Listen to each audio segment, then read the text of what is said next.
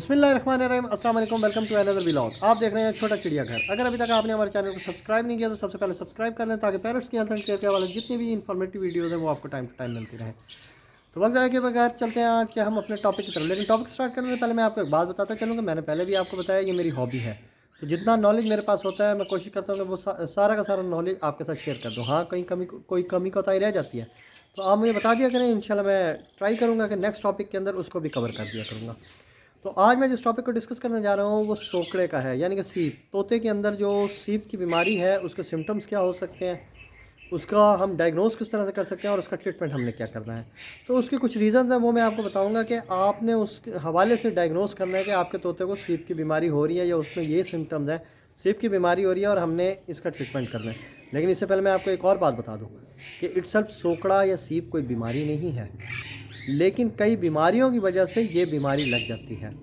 फिर इसको संभालना थोड़ा मुश्किल हो जाता है। अगर ये इनिशियल स्टेज पे हो तो आप बासानी संभाल सकते हैं, लेकिन अगर ये सुपेरियर कंडीशन हो जाए तोते की तो फिर आपको ज़रा संभालने में मुश्किल हो जाती है। तो मैं आपको शेड में ले जाता हूँ, शेड में ले जाकर बल्कि एक तोते को पकड़ कर मैं आपको दिखाऊंगा और बताऊंगा कि आपको कौन सा ऐसा सिम्टम जो है फ़ौरन से पता लग जाएगा कि इसके अंदर ये सोकड़े या सीप की बीमारी आ रही है। अब मैंने इसको किस तरह से ट्रीट करना है अपने बर्ड को कि ये ठीक हो जाए। माशाल्लाह हमारी चरखें फुल एक्टिव हेल्दी हो रही हैं अल्हम्दुलिल्लाह।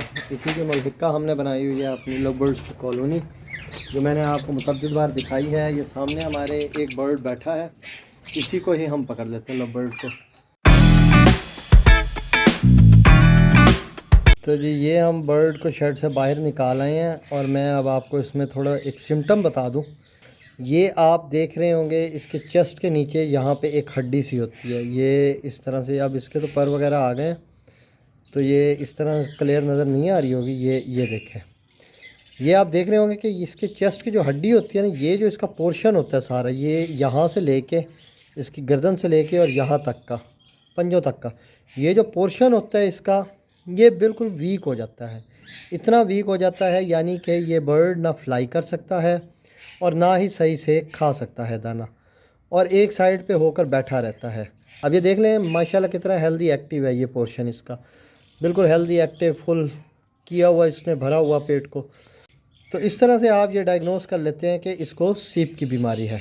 पॉइंट नंबर 1 की अगर बात की जाए तो सारों से बड़ी जो रीज़न आती है वो आती है आयरन स्टोरेज की। इसका इंटरनल जो आंतड़ियाँ वगैरह होती हैं, आंतें वगैरह तोते की, वो खुश्क हो जाती हैं, मैदे में गर्मी हो जाती है, पानी की कमी हो जाती है। ये सबसे बड़ी रीज़न है। अब ये होती किस वजह से, इसका मैं आपको बताता हूँ। जब ब्रीडिंग सीज़न होता है ना, हम इसको बहुत ज़्यादा क्वांटिटी में वो देते हैं ब्रीडिंग फार्मूलाज। जब ब्रीडिंग फार्मूलाज देते हैं तो हमें ये आइडिया नहीं होता कि हमने कितनी क्वांटिटी में देना है और किस तरह से देना है, जिसका इस्तेमाल हम लगातार करते रहते हैं और रिज़ल्ट हमारे पास क्या आता है कि ये परिंदा जो है सोकड़े की बीमारी में चला जाता है, सीप की बीमारी इसको लग जाती है और उसके बाद हमें इसको बचाना ज़रा मुश्किल हो जाता है।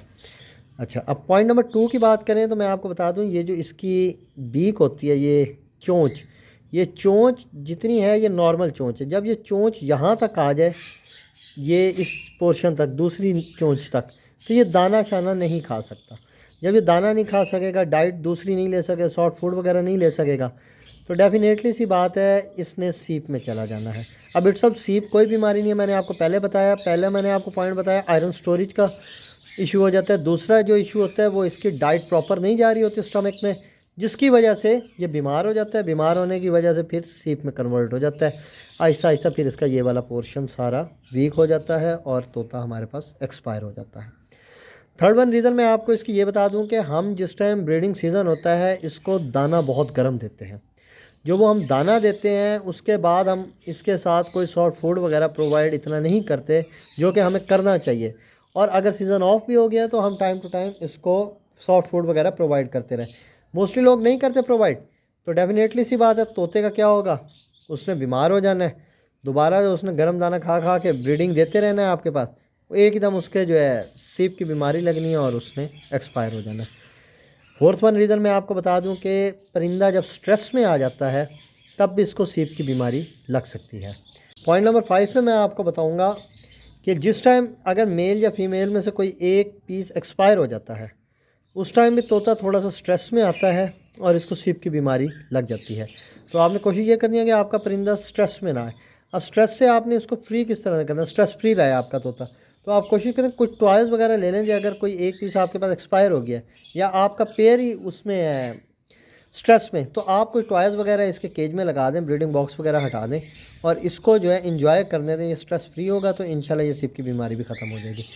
अब इसका आपने ट्रीटमेंट किस तरह से करना है, एक तो आपने जिस टाइम देखना है कि आपका परिंदा लेज़ी हो गया, फ्लाई नहीं ले रहा, चोंच बड़ी हुई है या सीप की बीमारी में जा चुका है, तो आपने सबसे बड़ी कोशिश ये करनी है कि इससे दाना हटा लेना है और इसको सॉफ्ट फूड देना है, तो आपका परिंदा जल्द से जल्द रिकवर हो जाएगा।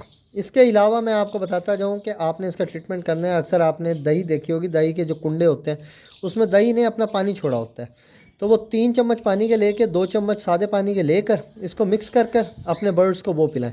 रात के टाइम पानी निकाल दें, सुबह उसको वो दें। अगर नहीं पी रहा परिंदा, क्योंकि परिंदा किसी टाइम पे नहीं पीता, तो जब वो परिंदा नहीं पी रहा तो आपने ज़बरदस्ती ड्रॉपर में डालकर इसके मुंह खोलकर और फिर आपने इसके डाल देना है वो पानी, और दिन में कम से कम 4 से 5 बार इसको ड्रॉप से पिलाएं पानी, ताकि ये रिकवरी मूवमेंट्स की तरफ आ सके। थर्ड वन जो मैं आपको ट्रीटमेंट बता रहा हूँ वो देसी ट्रीटमेंट है कि आप इसको जो है तिलों का तेल, जैतून का तेल मिक्स कर कर वो आप इसको जो है 2-3 कतरे इसको पिलाते रहें सुबह दोपहर शाम, तो ये भी इंशाल्लाह 2 से 3 दिन में रिकवरी की तरफ चल पड़ेगा। जब रिकवरी मूवमेंट्स की तरफ हो जाए तो फिर जो है आप इसको दाना वो दें जो ठंडा होता है। मैं आपको बताता जाऊँ कि इसको अब मसला हो जाता है, किसी भी बीमारी की वजह से सीप का इशू हो जाता है, तो आप कोशिश करें कि इसको किसी छोटे केज में शिफ्ट कर दें ताकि ये आप आसानी से इसका ट्रीटमेंट वगैरह कर सकें। अगर उसी केज में रखते हैं और कोई और पेयर वगैरह उसमें है केज में, या यानी कि कॉलोनी वगैरह में, जैसे अभी मैंने आपको कॉलोनी दिखाई, इसको कॉलोनी से हम पकड़ कर रहे हैं, कॉलोनी में फिर रहे और ये पानी वगैरह पीता है, तो हो सकता है कोई इन्फेक्टेड वायरस हो वो पानी में जाए और पानी से दूसरे परिंदों को लग जाए, तो वो बीमारी फिर आपके लिए संभालना मुश्किल हो जाएगा।